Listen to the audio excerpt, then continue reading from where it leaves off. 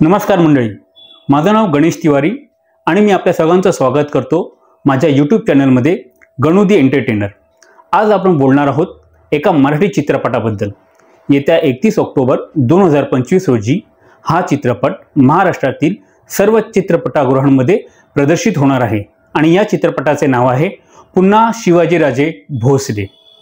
काही दिवसापूर्वीच या चित्रपटाचे ट्रेलर रिलीज करण्यात आले आणि या ट्रेलर रिलीज संदर्भात माननीय श्री राजसाहेब ठाकरे यांनी आवर्जून उपस्थिती लावली होती।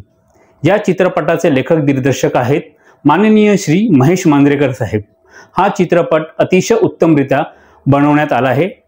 जर तुम्ही या चित्रपटाचा ट्रेलर पाहाल तर तुमच्या अंगावर शहारे आल्याशिवाय राहणार नाहीत। एका शब्दात या ट्रेलरचे वर्णन करायचे असेल तर आपण म्हणू शकतो अप्रतिम, एकदम अप्रतिम असे हे ट्रेलर बनवण्यात आले आहे। आपण सर्वांनी जावे आणि हे ट्रेलर नक्की बघावे। या सिनेमामध्ये महाराष्ट्रातील ज्वलंत असा विषय निवडण्यात आला आहे। आपला बळीराजा म्हणजेच आपले शेतकरी बांधव कर्जाच्या बोजातून किंवा अन्य काही अडचणींमुळे आत्महत्या करीत असतात आणि हाच तो ज्वलंत विषय या सिनेमामध्ये हाताळण्यात आलेला आहे। पुन्हा शिवाजीराजे भोसले या कथेला एका शेतकऱ्याच्या आत्महत्येपासून सुरुवात होते।